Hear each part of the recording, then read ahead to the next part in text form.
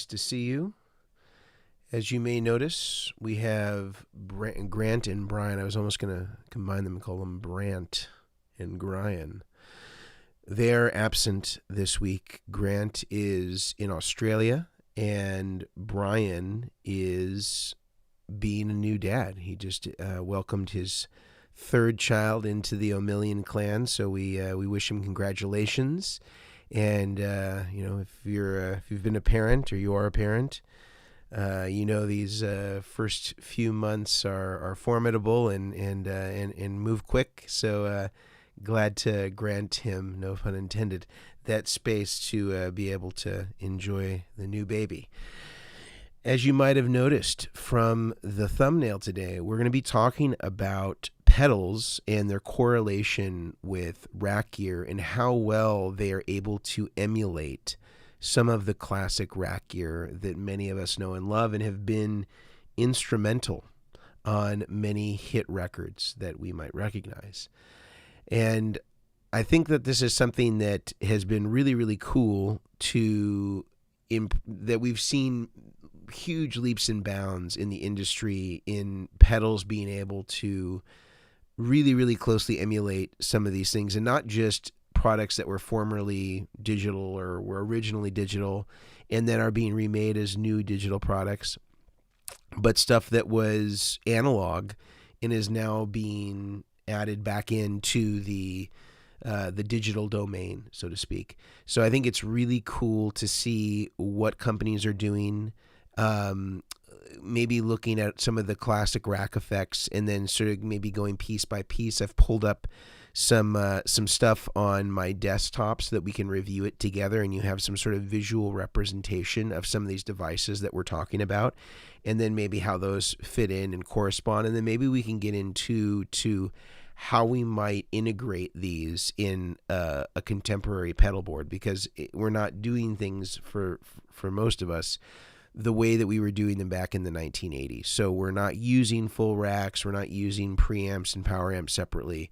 So sort of acknowledging that the tools that are used now are primarily different. A lot of folks are using effects in front of the amp. Maybe some folks are using effects loops, or ampless, and how we might achieve some similar tones given that sort of the applications are dissimilar from what we saw with a lot of these racks and how they were originally intended.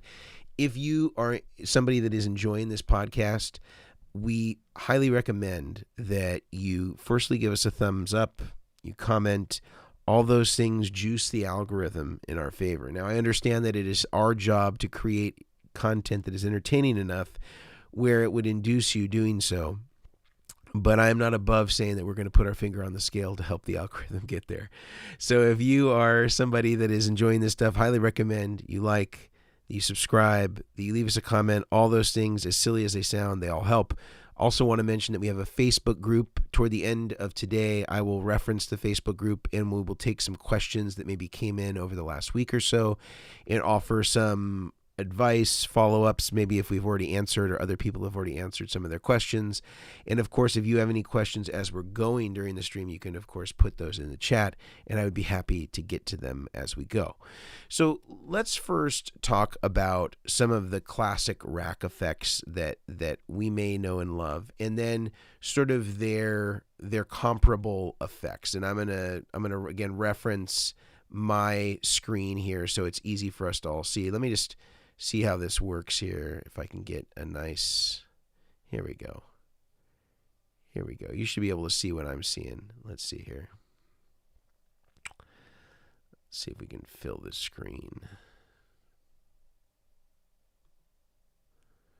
Google Chrome, SD3000. Let's see if we're able to fill this screen here.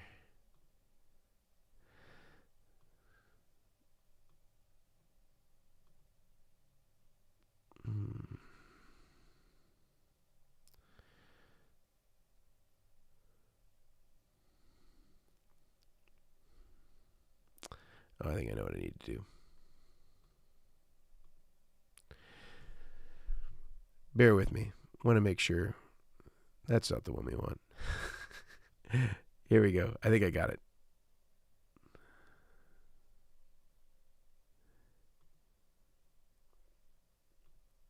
There we go. All right, you should be able to see it now.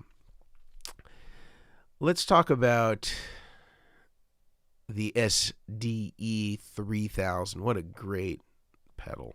What a great pedal. She'll be able to see this here. I think that this is one of the, of all of the delay pedals that are out there for 80s rack delay sounds, this may be my absolute favorite that emulates the, as you might have guessed it, the SDE 3000.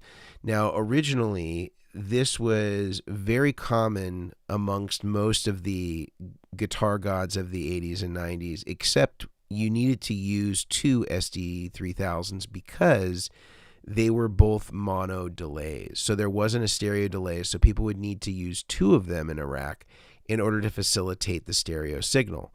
But this resulted in some really cool applications where they would set one delay, let's say, at twice the speed of the other delay in some sort of, ratio that made sense.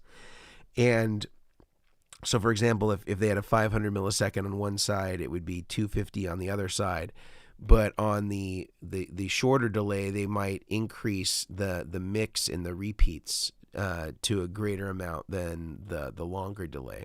And so you would end up getting these really unique delay sounds. And the awesome thing about this Boss SDE 3000 is that it allows you to run it as a typical stereo delay, or you can run it in that dual delay setting the way that you would have if you had two separate units back in the 80s and you were running them at different rates and speeds and depths and mix amounts and all that stuff. So this is a really, really cool device. And there's also an Eddie Van Halen version of this because he was a famous user, and it's got some of his presets. And, if you see Pete Thorne, he has an amazing demo on this that kind of goes through some of the classic sounds. And I think he was involved in the creation of some of this stuff, or in getting the voicing of it correctly. And actually, I'm noticing that there's an SDE 3000 in the background there. You can kind of see it behind the pedal. I think that this is one of the best delays if you want that 1980s sound, without a doubt. Another one that's become very popular is this TC Electronic 2290. Now, you probably know or have heard about the 2290. It was a mono delay, very popular amongst a lot of the session players. Dan Huff had one in his rack.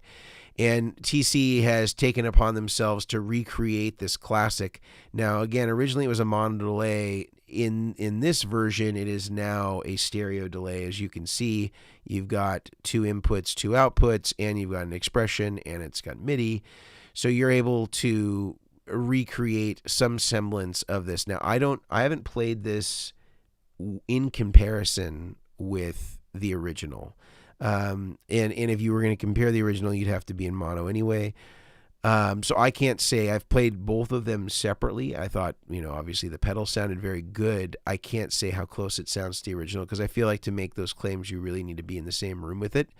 But this one is very good. Now, one that I have been in the room with, and I'll bring it up here for you, is called the Flight Time Delay, and that's made by Free the Tone. And I don't know, my yen conversion's not great, so I can't tell you how much it actually is in U.S. prices. But I have compared this one to a real 2290, and I can say that it is almost identical. And this is a little smaller than the TC Electronic version of it. Highly recommend the Free the Tone one if you want that sound, that classic rack delay sound, that kind of Robin Ford 2290 sound that is so much a part of his tone, especially in the 90s. But this might be equally good. I think it's quite a bit cheaper, $309. I'm guessing that the flight time probably in dollars has got to be at least $400. But it is smaller, which is not something to discount. I think certainly it's worth it to save a little space on the board. But these are both really cool. I just think it's cool that they did it in a similar way. It's got the push button stuff. It looks very, very similar to how you would have seen the control panel on a 2290. This also has a lot of that push button stuff as well. Sometimes it's intimidating for people when they see these and they don't see physical knobs and everything is like you have to push in a button to get let's say affect the time, and then you have to scroll up and down to like get the number to wherever you want it to be. That's kind of a pain, but other than that, it's a really, really great sounding delay. And a lot of folks too, I haven't compared these two, but a lot of folks have said that this delay is quite similar that they have. I'm just trying to find it for you here, which is called the Future Factory. A lot of people have said that this has got a lot of similar things in common with it, but this actually is stereo. And I think the pedal show guys use this or like this, and they've seen a few pedals in their time. So I've never played this one in comparison, so I can't speak to it. But if it's anything like the Flight Time, it's going to be a winner for sure. Speaking of reverbs, one that I really dig a lot for the stereo kind of classic reverb sound is this UA Golden. Again, of contemporary pedals that are made today. We used to see Lexicon chips in the Digitech stuff like the RV7 and the Polera. I don't think either of those are made anymore. This one I think is probably one of the best sounding for the contemporary pedals that you can go and get off the shelf, and very much are reminiscent of the things that I love about classic rack reverbs. I think this one sounds great. It doesn't have MIDI for a lot of people that are in this world. The kind of rack emulating effects. Some of them may require that. This doesn't have it. You've got a preset switch, so you can select between a preset reverb. Although my understanding is that they may have some MIDI capabilities in either forthcoming versions of these or in perhaps in a Mark II. I'm not sure exactly how that's going to look.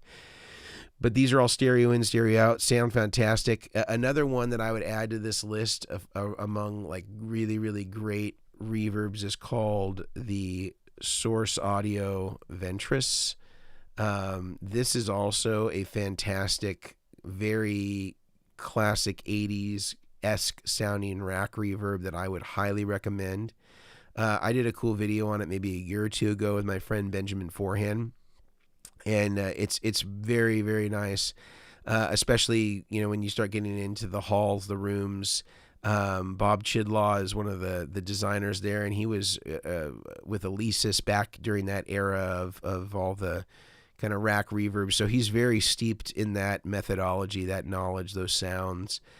This is a really great one. Another really cool one is made by our friends over at... Where are they? What's the pedal called? I always get mixed up with their pedal names, but it's from GFI pedals. I forget what the reverb is called. Is this one? It might be this one.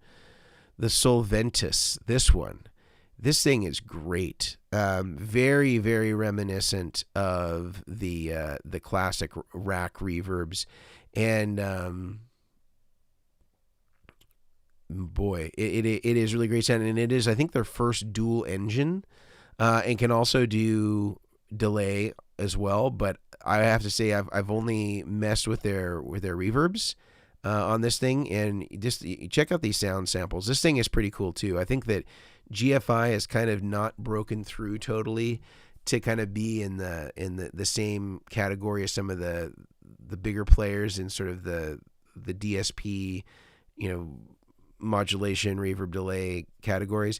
They really do some great stuff, really, really know what they're doing to get these sounds. I really like this a lot. It sounds really great. I think all their stuff is actually really, really great. So highly recommend all of these guys. Getting into modulation stuff, this is one that kind of came across my radar fairly recently. I was talking with Dan Strain, and he actually turned me on to this. He's like, "Hey, have you seen this thing? It's like it kind of encapsulates all of the elements of sort of the clean tone of the 80s. So it's got the detune aspect that you would get from like an H3000 or an SPX 90. It's got a DBX style compressor, and it's got the tri-stereo chorus. And so you kind of have all those different options all in one. You've got some preset ability here, and it's stereo in and stereo out. And it's kind of like the 80s clean tone as far as sort of modulation is concerned with the compression all in one box. And the price of admission is pretty great. $210 is pretty fabulous. And, you know, they reference all sort of the seminal folks, the Michael Landau and the Tales from the Bulge record, which has some really cool kind of rack sounds. This looks really interesting to me. I have not tried one. I had one on order, which I have not got yet. So when I get it, I will certainly do a video of it, because this is certainly right up my alley. Another one that I really like, I don't think is out anymore. It's called the Red 7 Little Wave. This one is mono, but I have to say when I've used it, I have not missed the stereo aspect of it. There's some really cool videos, one done by Richard Watson, who's just a great player that knows all those sounds real well. I would highly recommend checking this thing out if you can find one of these used. I think they're fabulous. I think the other one that, of course, is easy to get is the DC2W by Boss, is a really great one. The only challenge that you might have here is in certain applications, if you were going to use it like a rack unit, it may not be able to take the level. Like a lot of Boss pedals can't operate very well at line level.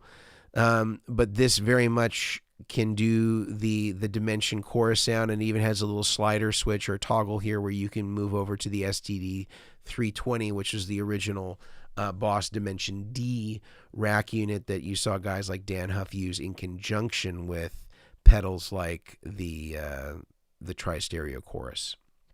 So another one that I think is really, really cool. Pitch pedals, I think Eventide is still the king of this if you're looking at individual devices. Of course, if you wanted to make it easy on yourself, you could just get this one, the micro pitch, and just use it for the pitch aspect. So like turn the delays off. You're not going to use any delays, 100% wet on the mix. And you're basically just messing with pitch A and pitch B, and you're just doing that classic, pitching it up, plus 11, minus 11. There's been some variation of people who sort of talk about what their plus and minus values are. I think it kind of ranges between, 7 and 11, something like that. So you can kind of find it on here. I found that actually to kind of get what I thought was that amount of cents that matched up with other original algorithms, it seemed like it needed to be up a little bit higher than what would be to scale, like the 11-cent range.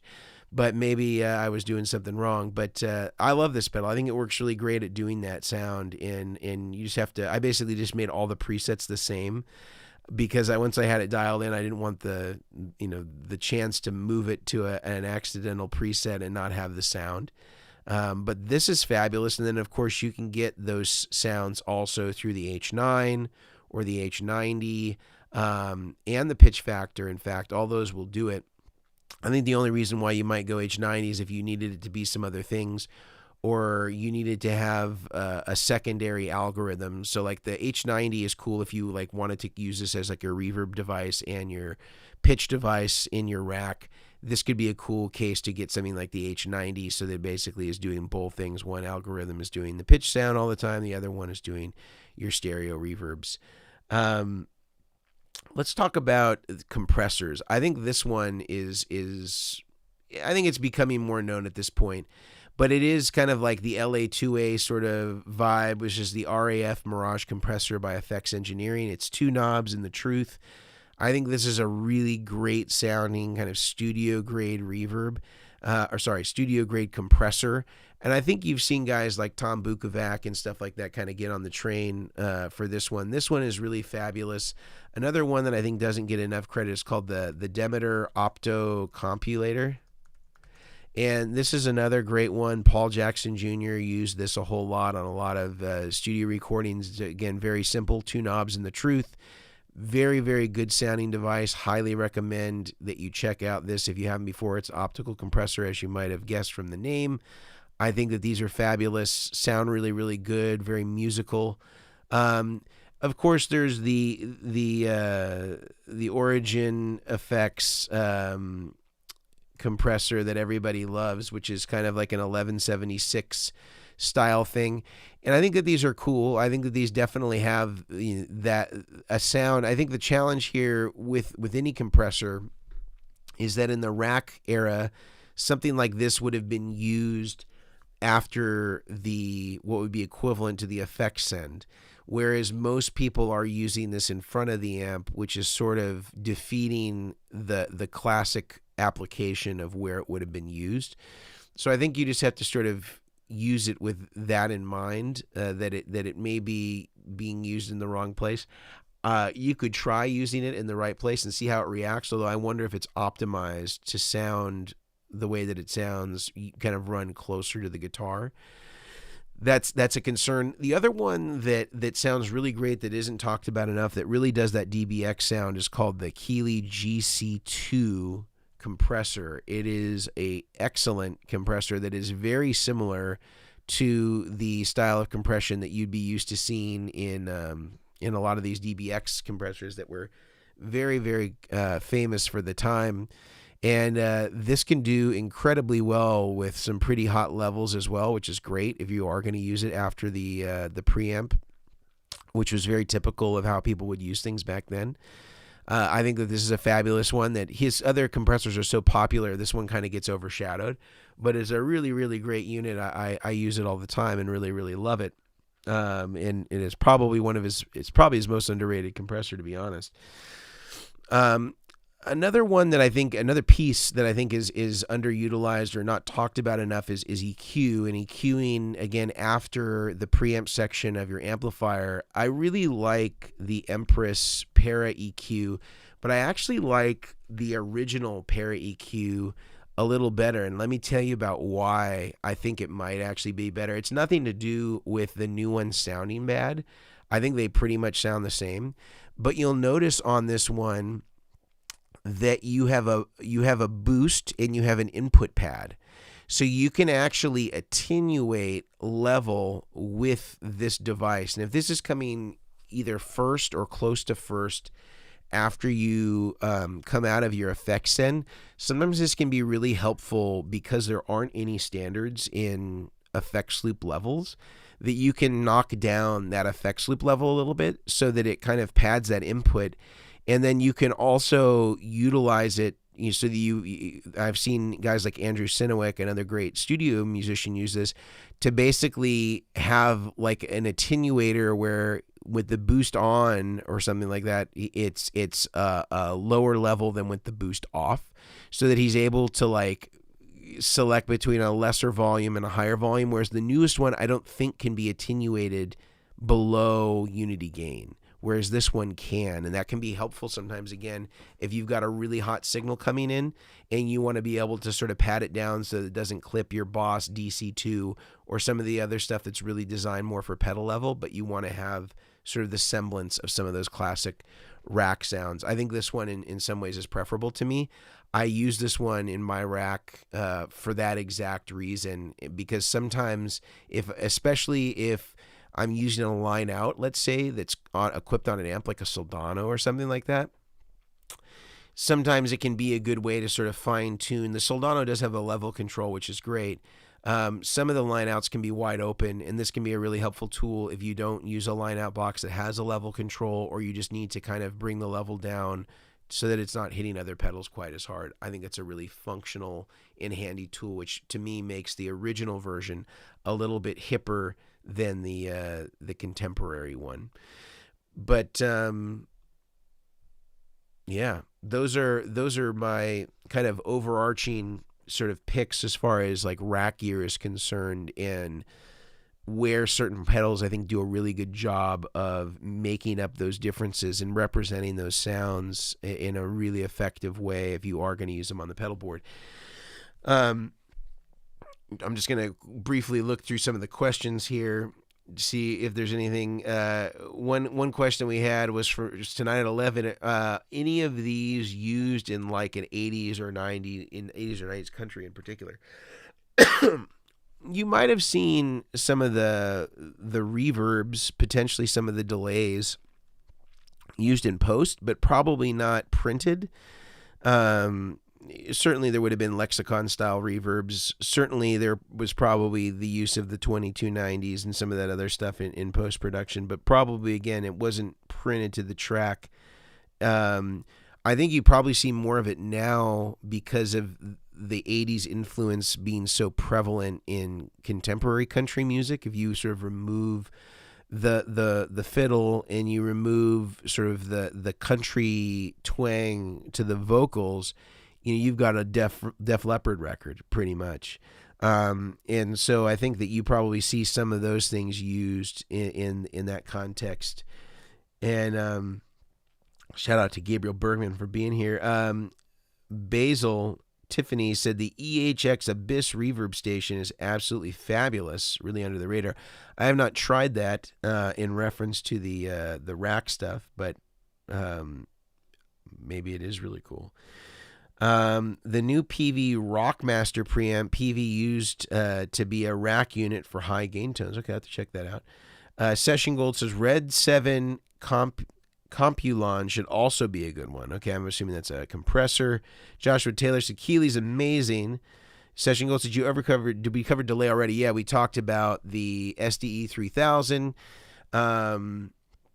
We talked about the 2290 by TC. We talked about the equivalent from Free the Tone. I think another one also is the Korg SDE 3000 is another one that is pretty cool. It's like that classic Korg thing that like the Edge used and a lot of other folks. That one is also really great sound. I think you've seen even John Mayer start to use that with Dead & Co., which is a good endorsement anytime he's using your product. So could be another one that I didn't add in there. Gabe Bergman was saying he wants to try the 2290 pedal. Yeah, it looks interesting. I've played it. I've just never played it alongside the actual rack unit. Gabe and I actually spent some time over at Igloo Studios.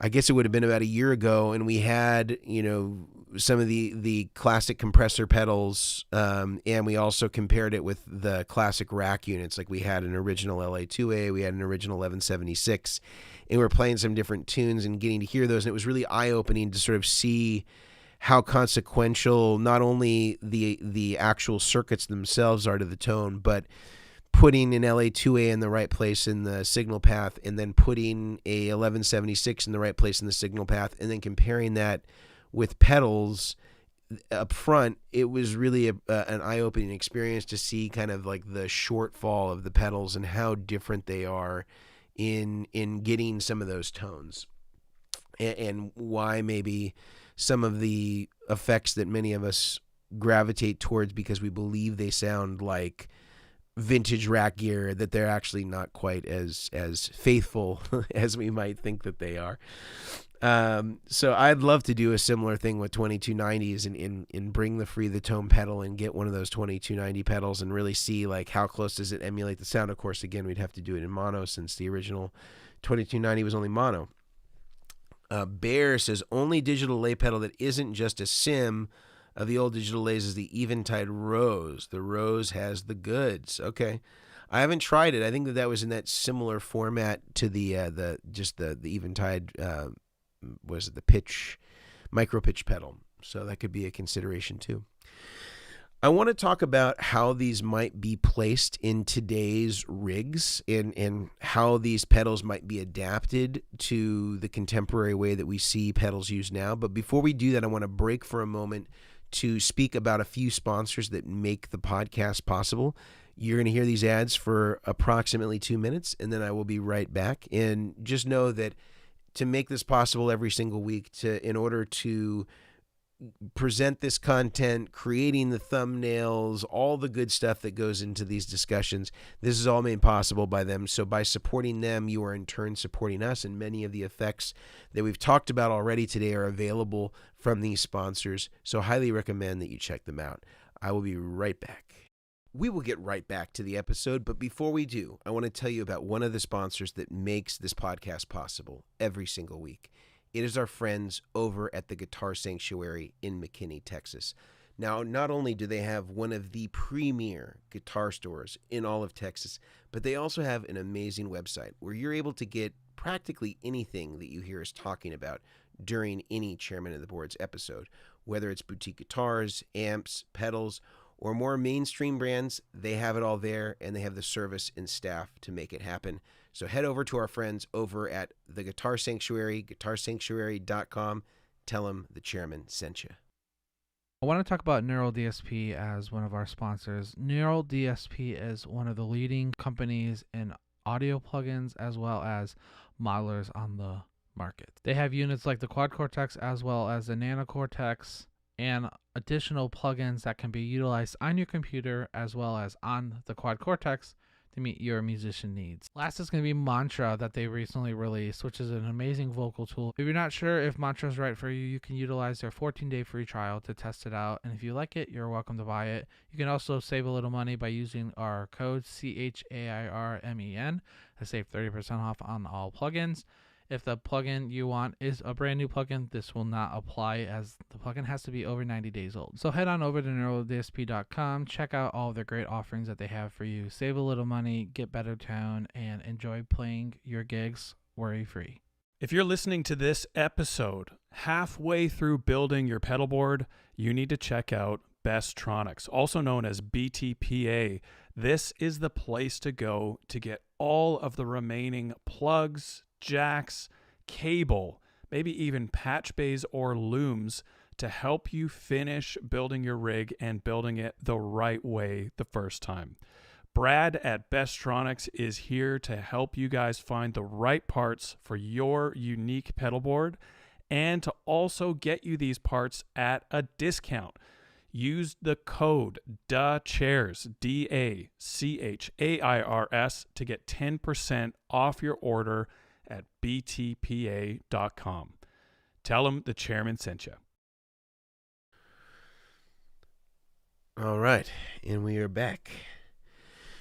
So let's talk about it maybe in a few different ways. So let's just pretend you're a all effects in front of the amp sort of person, and you're just running one effect into the next. This could be through a switcher, this could be a true bypass looper, this could just be just serial pedals just with cables in between each one. So I think you would pretty much follow the traditional signal path style in this case, where the modulation devices, the choruses, the pitch. I think if you were double chorusing, doing kind of a tri-stereo chorus and a DC 2W, kind of like Dan Huff, I think this would all pretty much follow the typical way that you would do things, where that would come after your distortion devices. I would probably have, just like, again, typical things. I'd go, guitar would come in. Hopefully you'd hit a buffer, as we've talked about a lot of times on the input, pending that you don't have any, vintage fuzzes or anything that would be impedance sensitive. I would not go into the compressor early on. If you wanted to maintain the signal path, I'd go in later, and I'll explain why in a minute. You could use any sort of in front of amp modulation, potentially univibe, unless it's impedance sensitive, phaser, flanger. Those could be good in front of kind of closer to the guitar sort of effects. Then you might go into maybe a pre-gain boost, some distortion and overdrive devices, kind of stacked in the order that you like them. Maybe a clean boost after that, or a graphic EQ after that, or both, and then a volume pedal. And then I would sort of make my way into all of the modulation devices that might become a part of this. That would mean after the volume pedal, you would be putting things like the EQ potentially, depending if, again, how you want to do it. You could do EQ before the volume pedal and wouldn't really affect anything because of the fact that the volume pedal doesn't have any trails on an EQ. So you could put the EQ, I suppose, before or after volume pedal. It probably wouldn't matter much, but I would then go in potentially even compressor could go before the volume pedal too. Now that you think about it, it might even be better at controlling noise from the compressor.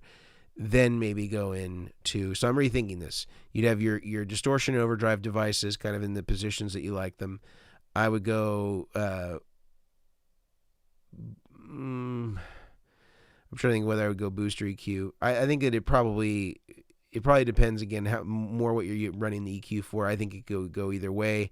Volume pedal, then go into your modulation effects, And in most of the classic rack units, the reverb would come before the delay. So if you wanted to really emulate it, you could put reverb first and then the delay. And the reason that they did that is they wanted to have the reverb trails or the reverb printed to every trail of the delay, because the delays are almost always longer than the reverb decay. And so you would hear all that stuff. It's an interesting experiment if you haven't done that before.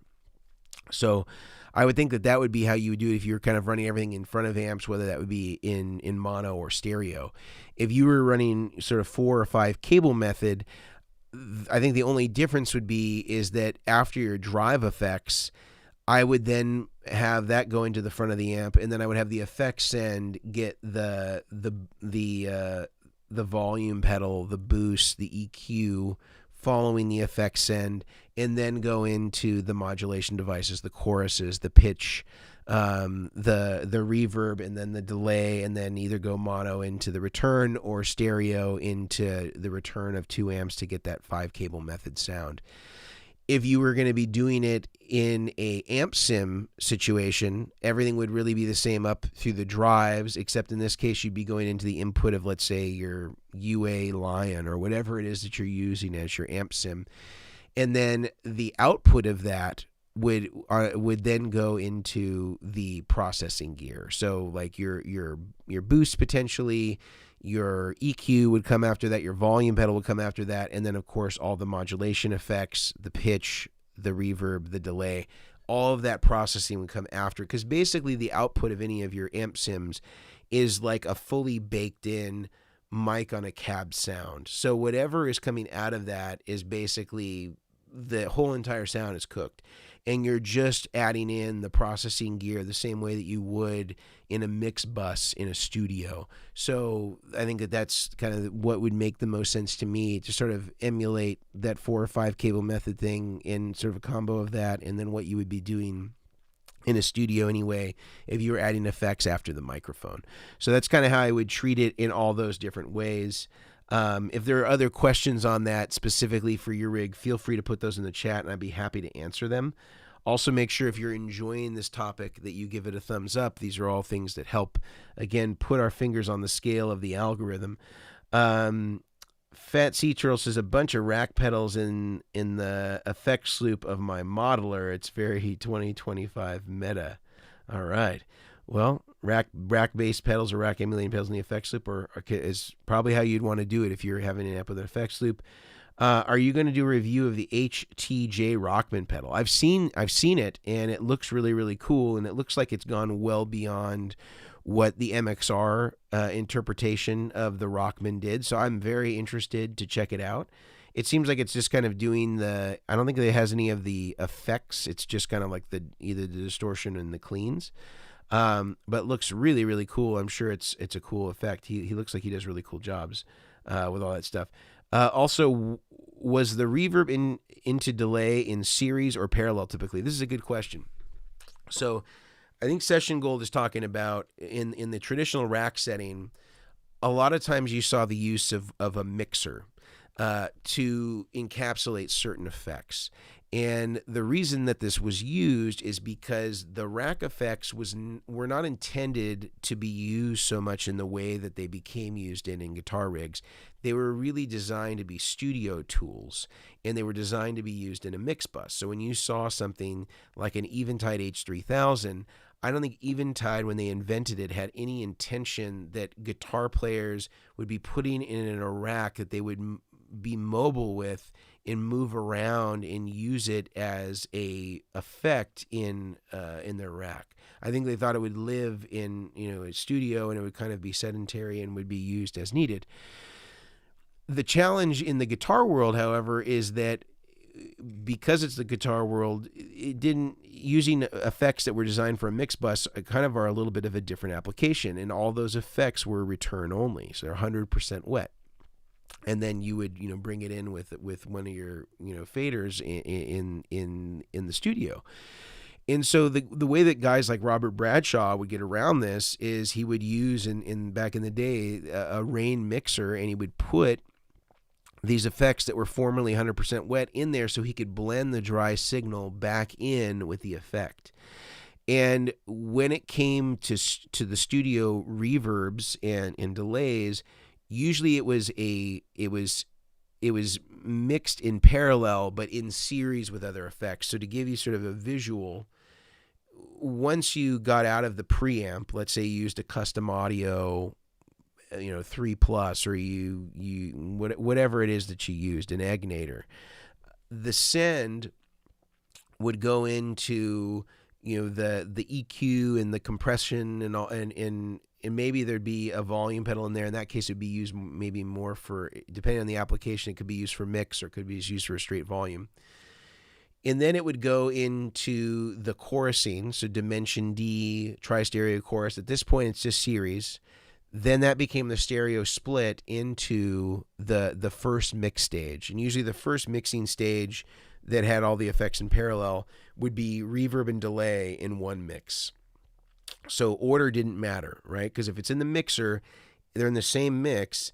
It doesn't matter if if reverb or pitch comes first. They're in the same mix. They're both basically just getting a dry line from the stereo effects before them.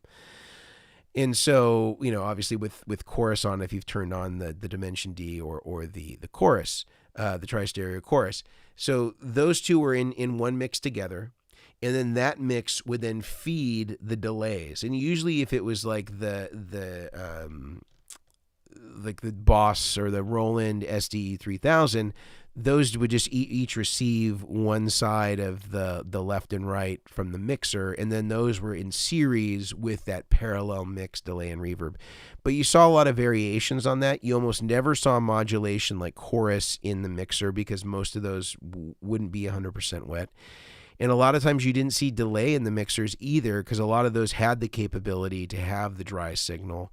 And a lot of times, like with the SDE 3000, you'd have two rack units or two 2290s, and those would each be receiving one side of the stereo mixer. One side would receive the left, the other side would receive the right, and then you could manipulate how much delay was on each side of it and how much mix was on each side. You also saw this with the Lexicon, PCM delays. Similar thing would happen, especially those early ones that were mono. You would see two of them in the rack, and they would be setting them both differently to kind of give it a little bit different sound and kind of give it, some more body by offsetting the delay times and speeds and repeats on the two sides.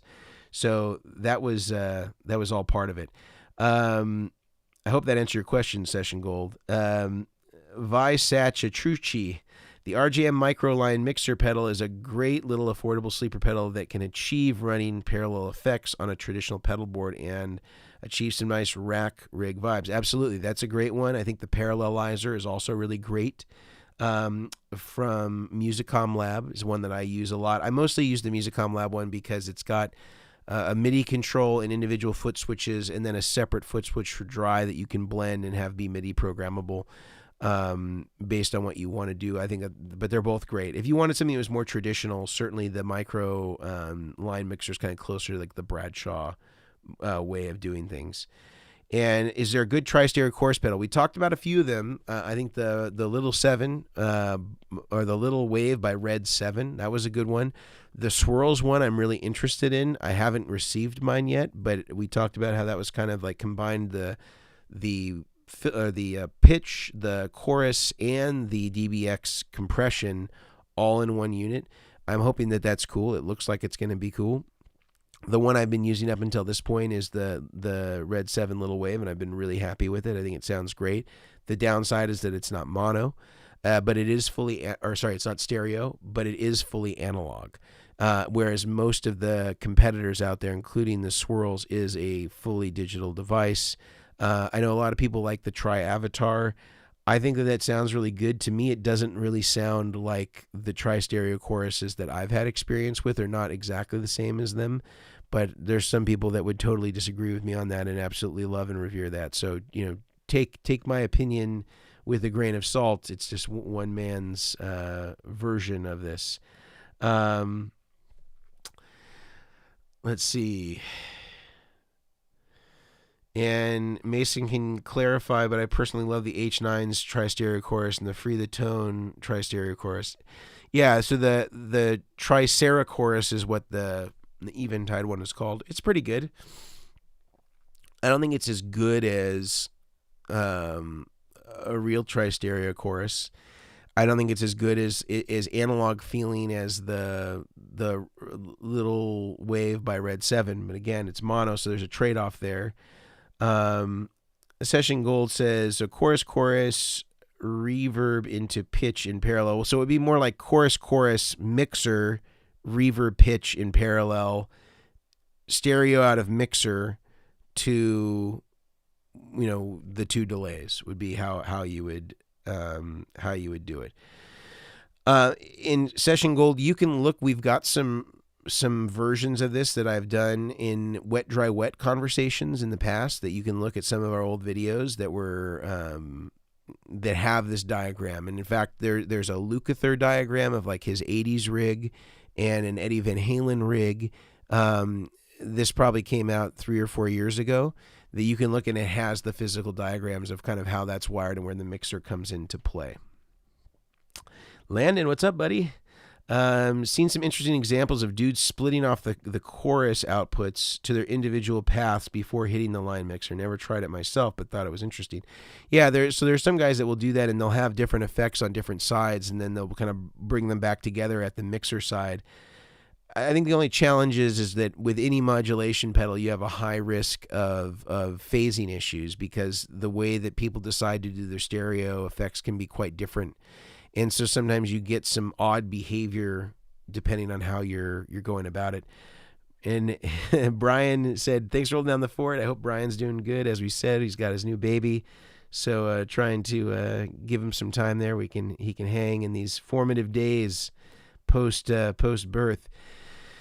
And Landon says his personal opinion, stereo chorus in the Strymon Ola is the absolute greatest sounding.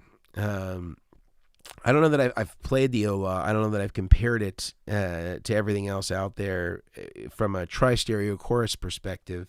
I think another one that was always underrated was made by New Neighbor Audio, and I can't remember what the name of the chorus was. Oh, it was called, I think it was called the Chroma chorus. I thought that was a really great sounding one that not a lot of people talked about.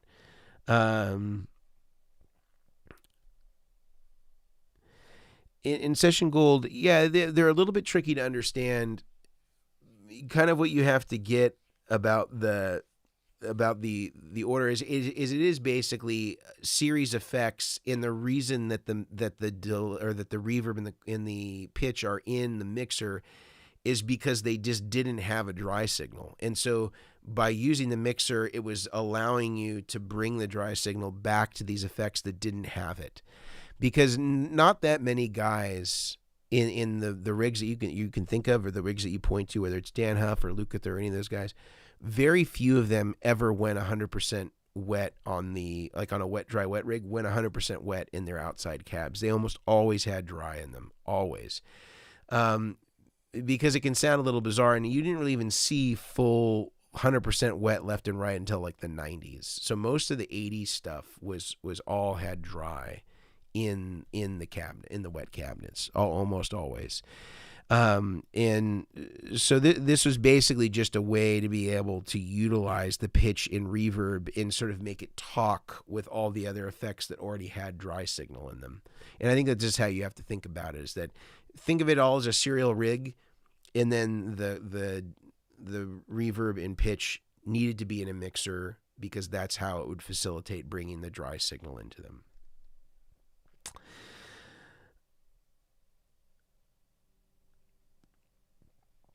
And we've got a shout out for the Dominic Miller interview. Yeah, check out the interview we did with Dominic Miller. It was kind of an informal thing that we were working on our Vertex YouTube channel, where I just kind of, I went to a record store like, I don't know, a month or two ago that I go to here locally, and they had that Clapton Unplugged record, in vinyl.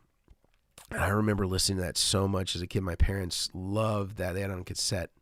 And I was like, oh man, this is really cool. Like it had a lot of this nylon string acoustic. The first song that comes on that record is, what's it called? It's some, I forget the name of it. But anyway, it's kind of like a kind of a Latin style thing, and but there's a lot of nylon string acoustic on there. I was like, oh yeah, that's kind of weird. Like, you know, there actually was a lot of nylon string acoustic in the 90s, and so I just on a whim one night I just kind of looked at all the Hot 100 of the 90s and kind of just went through with like a highlighter and like looked at all the songs that were in the Hot 100 that had nylon string acoustic, you know, mostly solos, but just had some nylon string acoustic. And I was like, wow, this is a lot of songs. And I was like, I wonder how it compares to the 80s. So the next night I like look at the Hot 100 from the 80s and I go and do the same thing and highlight it. And I was like, it's not as many. And then I thought, well, what about the 2000s? So, you know, the next night I do the same thing. I go and highlight the 2000s. And like the 90s have, I can't remember if it was like 6X or 4X. It was some like multiple that was like many times greater, that for whatever reason in the 90s in pop music, there was a huge trend to use nylon string acoustic. And so I've been slowly interviewing just through Zoom all of the guys that were part of these songs to understand, is it the producers that were asking for this? Was it the artists that were asking for this? Or did they just bring a nylon string acoustic with them and say, I think the song really needs this, and then just put down a part with it? To sort of understand what part of the Venn diagram does this stuff come from. And so that Dominic Miller piece that we released was just because we're probably only going to end up using in the context of that full video, like the renaissance of the nylon string acoustic in 90s pop. We'll probably only use like 60 seconds of the conversation to illustrate his reasoning for how it came to be on songs like Fields of Gold with Sting or Shape of My Heart with Sting. And then the rest of it would otherwise kind of go nowhere, or we wouldn't have used it. And I thought, well, these stories are too valuable to just kind of discard. So I put it together, and then we can reference it in the video. And so I have another one coming up that will be with Dean Parks about the Tony Braxton song, which came much later, in that 96 or 97. But it's greatly varied, and the folks I talked to are really interesting. I had an exchange with Tom Dumont from No Doubt for the song "Don't Speak." I spoke with an artist named Tony Rich, who had a huge hit song called "Nobody Knows It But Me." A lot of people thought it was Babyface, but he kind of sounds a lot like Babyface. I'll just give you a quick rundown of the folks. I think I was able to interview over 10 of them, of the session musicians, and a lot of people you've never heard of. A lot of these guys, especially in like the British or Australian stuff, like Savage Garden used a lot of nylon string acoustic. This was all played by an Australian session musician named Rex Go. He played some amazing nylon string acoustic on some of those Savage Garden hits. Dan Huff with Selena. He played all over those Selena records, especially like the crossover ones that were kind of like the posthumous release. Enrique Iglesias, Bailamos. We talked to Adam Phillips, who's a session guitarist in the UK. Another great one, another session musician from the UK named Greg Lester, who played on a lot of these Spice Girls songs. And he has really interesting stories about how they wanted, the reason why they hired him to play nylon string acoustic is because he had played nylon string acoustic on Desiree's record, and she was kind of huge in the UK. She had a really big song in America called "You Gotta Be," and apparently that intro, if you've heard that song, is kind of like a piano emulating guitar. He was supposed to do that as a guitar song, as a guitar intro, and they ended up just like going with, the demo scratch, because it was like easier just to have like the keyboard program doing nylon string acoustic. But I guess originally it was supposed to be a nylon string acoustic intro that he talks about. So we're going to be talking with him about it. I mentioned Tony Rich, another great guitarist named Chris Camozzi that played with Mariah Carey in the song "I Don't Want to Cry," which is a #1 hit off of her first record in 1990.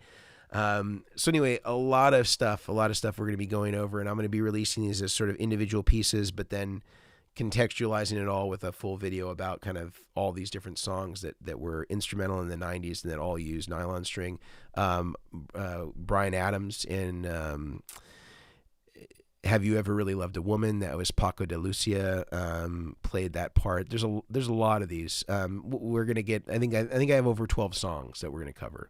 And I spoke with the majority of the people that were involved with them. So it's been really cool to kind of revisit some of this stuff. It's kind of been a pretty long arc to get this going. So hopefully this will come out in the next few weeks or so. Let's see. Landon said, wouldn't Babyface and MTV a big cause for the influence? Certainly, I think as it got later into the 90s, I think in the earliest part of the 90s, it was more like Sting, Mariah Carey, a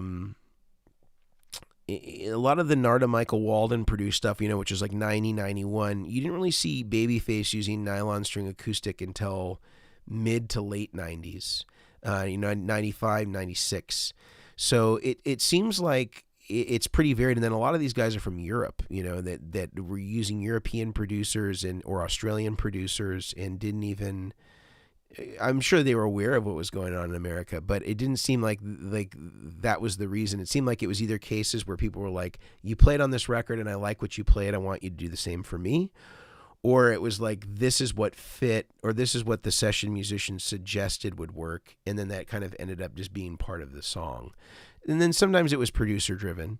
But there was definitely one commonality I'll remark on is that there was a lot of Chet Atkins nylon string acoustics, like just that really terrible piezo, which I think also, which Landon will appreciate, a person that should be mentioned in that conversation is Jubu Smith, who used a lot of the Chet Atkins nylon string acoustic in 90s R&B. Now, a lot of those songs I didn't talk about because they didn't chart on the Hot 100. They were definitely on R&B charts, but definitely probably honorable mentions because he used a lot of that Chet Atkins nylon string acoustic. A lot of this was Chet Atkins nylon string acoustic on all these. Some of it was also Sadowski. Roger Sadowski had a nylon string acoustic piezo pickup at that time as well. Yeah. So anyway, something that'll be coming out. So definitely stay tuned for that. Session Gold says it's a shame that the Vertex Songbird couldn't be released. Yeah, it was a great, cool idea. I think at this point there's really no way to reliably do the tri-stereo chorus pedal in the analog domain. I think that's why also even the Red 7, the Little Wave, as great as that pedal was, I think it became too difficult for them to make it the way that they were making it, because Bucket Brigade chips are just, everything that's out there is terrible. It's all like super graded out. All the good stuff is gone. And the equivalent replacements are just not really equivalents. And so there's a lot of compromises that need to be made in order to produce an analog chorus at this point. So this is why I think most people who are doing tri-stereo choruses just decide to go digital, because it's easier to replicate. It's lower noise. There's all these things that are beneficial for them to do it that way. You mentioned the Yamaha Magic Stomp has some patches for SPX 90. Yeah, well, I think that the Magic Stomp was sort of like ripping off the stereo tap delay from ADA, which was a big Holdsworth thing, in addition to some of those other pitch things. And Godins were not part of the 90s acoustic thing, or at least from nobody that I interviewed. I think they became more popular in kind of the 2000s with the multi-act. Jubu Smith does not get enough credit. His pocket is second to none. Absolutely, yeah. And we have a really cool video with him, Lamar, if you haven't seen it, where we interview him. He plays all those Tony hits in addition to some other stuff with Alicia Keys and things like that. So check that out if you haven't already. If you don't have any other questions here, just keep putting them in as you have them. I'm going to shift over to Facebook, and we're going to look at some of the folks that have been commenting over on the Facebook page. Again, if you want to join, there's over 1,000 members strong, and all folks that are involved in the topic of pedalboards, pedals, all the good stuff that you're here for. Somebody, Adam, he says, I seem to always struggle fitting a 2528, that's a kind of like a dual cable with a seam in the middle, into a straight TRS jack. Always end up with exposed cable, and it's tight to fit heat shrink tube underneath. What am I missing here? I think that generally, I can't remember if the TRS versions of the square plugs, and maybe somebody can tell me in the chat if this is true, if they have set screws. Because they have a set screw, there would be no reason to utilize the heat shrink. And if I'm thinking of the square plug version that is designed to fit that particular cable, it kind of has like a little insert that kind of helps fit perfectly that kind of dual cable into the housing, so that you don't have any extra room and shouldn't require any strain relief to begin with. My prediction is that you may be using the wrong plug for this particular type of cable. And if you talk to Bestronics, the sponsor of the show, they can get you set up with what the right cable is, what the right plug is for that cable, because I've never had that problem. I do think, though, that there is some tricks to using the straight plugs from Square Plug, and I will often kind of bend some of the solder tabs or even cut them back to kind of reduce strain and sort of separate some of the tabs a little bit more so that you don't risk a ground out. But I would presume the main issue is that you probably have the wrong plug. There shouldn't be any reason that any of the outer insulation is stripped beyond the plug. Another question. I'm looking to build a board using a quad Cortex, a Morningstar MC8, and MLX 10X to run extra stereo pedals in front of the Cortex. Looking at running MIDI for an H90, Microcosm, Zoya, and Boss SY200. Should I run all of those into the TRS MIDI outports of the MC8 and Cortex I'm using the DIN 5, or should I use a disaster area, MIDI box, or daisy chain them all? This is a good question. So this is basically about MIDI splitting. So you've got a couple of good options out there. I think that the disaster area one is good.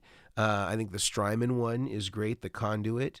I believe RJM also has a solution for this. I think all those are great.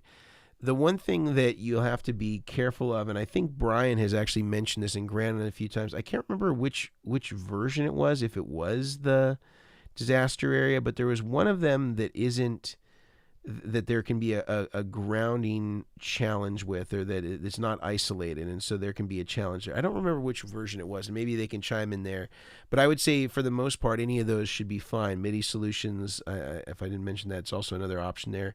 But lots of different ways to do it. I would certainly be using the splitter, though, and not daisy chaining them into each other. Sometimes you can get some challenges there with some misfires or just things not communicating properly unless they're being fed their own individual MIDI messages. So I would recommend using a quality MIDI splitter. Chris says, about to do a complete rebuild, moving from Velcro to dual lock. What is the recommended specification? I think the general recommended specification is SJ3550. I usually use that on the pedal side, and then SJ3551 on the pedalboard side. That's like the strongest lock. You could use SJ3550 on both if you needed to be a little easier to come off, but would still certainly stay on there. And then honestly, even like kind of the consumer grade stuff that you can get of dual lock that you can get at Target or Home Depot, it's still pretty good. And even the stuff on Amazon, it's still pretty good. And for most people, they would not need something more robust than that. And they can still take it off with their hands and not have to get an upholstery crowbar or something like that to remove the pedals. So I think no matter what, if you're moving into the dual lock ecosystem, you're going to be much happier no matter what, whether you get the super dense versions of it or the more consumer grade versions. They're all considerably better than what you're used to with the traditional hook and loop. Another one from Brian Turner. He's talking about shared power. Was listening to a Chairmen podcast a few days ago about pedals that can share power. Do I understand correctly that the Brown, Protein, and J-Rocket Archer can share power, and then my Lely volume pedal can share power with the Vertex buffer? I would say the general rule is always anything that is analog, low current, and doesn't have any sort of clock associated with it. So like a chorus has a clock or a phaser has a clock. it's not always the case, but a lot of cases, those can sometimes, the clocking of that device can intermodulate with other things, or you'll hear that bleed. And when you crank up the speed control on your phaser, you can hear the whole rig pulsing with the same speed as the phaser. One thing that about his question that I think is a caveat to this is that when there are the implementation of DC to DC converters or charge pumps that are bringing the external voltage up higher internally, sometimes those will not like to share power because they're looking for as clean of a signal as possible. And sometimes if you're siphoning off from that, you can sometimes see some weird behaviors. I have noticed them in some Klon style pedals where you might get an oscillation, like a little faint oscillation in the background. So I would say on something like that has a charge pump DC to DC converter, I would test it before implementing, because it could be that might have a problem. Equally with something like the Lely volume pedal, although it's just an active volume pedal, so a volume pedal with a buffer, I think you would want to. I think there's a headroom range on those, and or a voltage range that increases the headroom. And I would try to run it as high of a headroom as possible, just to make sure that you're getting, the cleanest, least amount of clipping possible from the volume pedal and the buffer. So I would probably not combine it for that reason. So you have the ability to be able to increase the voltage there without affecting any of the other pedals that it's connected to. So I don't know that would necessarily be a good candidate. I would look for things like, wah pedals are great candidates. A lot of boost pedals are great candidates. Of course, overdrives and distortions that don't have a DC to DC converter, great candidates. Compressors can be great candidates. I would think about those first before the specific things that you talked about or mentioned here. Let's see. All right, this is a good one. We'll take a few more, and if there's, of course, any in the chat, you can throw them in there. One question was from Will. He said, "Hey everybody, I'm wanting to start building rigs as a side hustle, maybe a full time one day, and was curious if you had any tips for getting started." My tips have always been to try to work for somebody that's doing it, if at all possible. I think this goes for pedal building too, because one of the hardest things you'll get when you get into this business or any business is that the building of the pedal board is kind of like the least of the day, or at least not more than half of the day. So many of the other things are administrative and personnel and knowing how to do bookkeeping properly and knowing how to schedule and time manage and project manage and all these, and ordering, all these other things. That often we get confused in believing that we're just building rigs or building pedals, and we're actually running a business. And I think that when you work for somebody, you have an opportunity to see their structures and their way of doing things. And you have a template, at least, that you can work from as you start to develop your own business. And so you can kind of see how they manage things like that, or perhaps over time, and if you've built some trust with them, you can maybe assume different roles in the company to start to learn about how certain things are done as it relates to ordering and manufacturing and all these other elements. And hopefully you work for somebody that's actually good at the job and can kind of mentor you in that way, to help you sort of, again, have a framework, because again, the building of the pedal board is kind of the least amount of it. It's like you have to be able to do that plus do all these other things really well. Otherwise, there's not going to be a pedal board business or a pedal building business for you to have, 2 or 3 or 5 years down the road. So I would say consider trying to work for somebody. And I know a lot, I can't speak for every rig builder, but I know a lot of them sort of have like satellite builders. So for example, somebody may be based, or the company may be based in California, but they have a East Coast rig builder that all the East Coast rig builds get shipped to them, and all of the, Midwestern boards get sent to Oklahoma City, and all of the West Coast boards go to that builder whose company it is. And there are companies that do that sort of thing where they kind of have like delegations, where they delegate the rig builds kind of based on proximity, and they've kind of trained these builders in sort of their methods, and then they build the rigs for them and use the materials and the products and all that stuff and have the same guarantees that you would have, but are built by people that may not be the people that you see on the Instagram channels or whatever. That's a really common thing. There may be an opportunity to do that sort of work for some of the rig building companies that, do that sort of thing. That may be one option. Or maybe you're close to somebody who does something like this, depending on where you're located, and you can literally go in there and like work for them.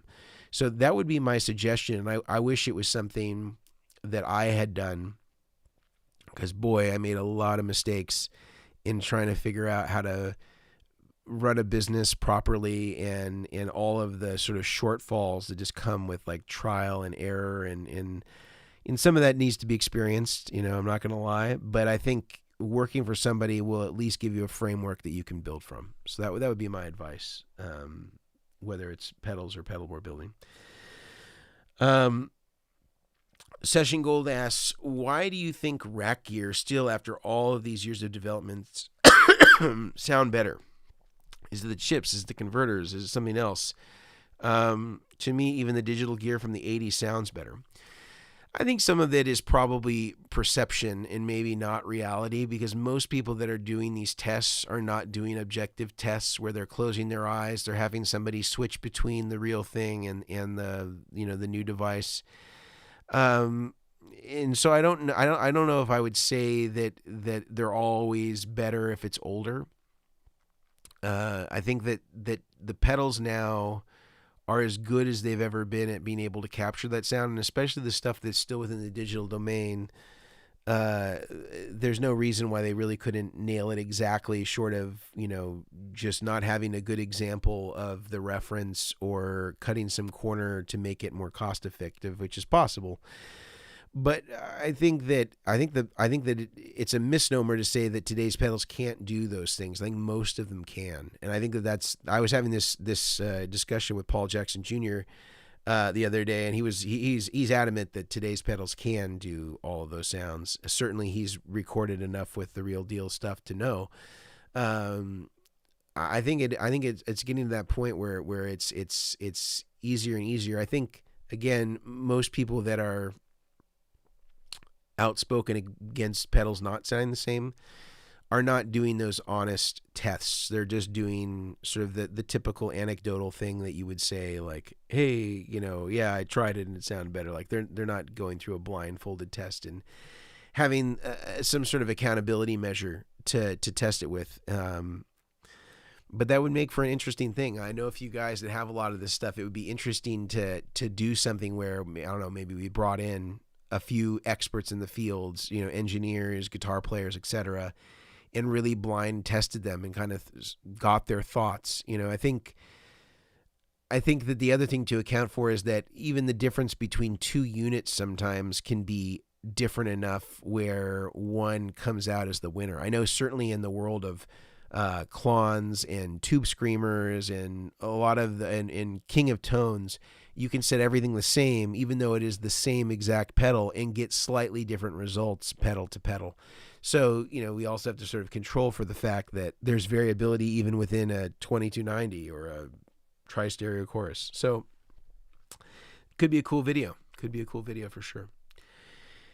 If there are any last questions, I'll take them. But otherwise, we'll wrap for today. I want to thank everybody again for being here. I apologize that you had to weather the storm with just me alone today. But hopefully, in the coming weeks, we'll have Brian back and Grant back. But in the meantime, you'll be stuck with me.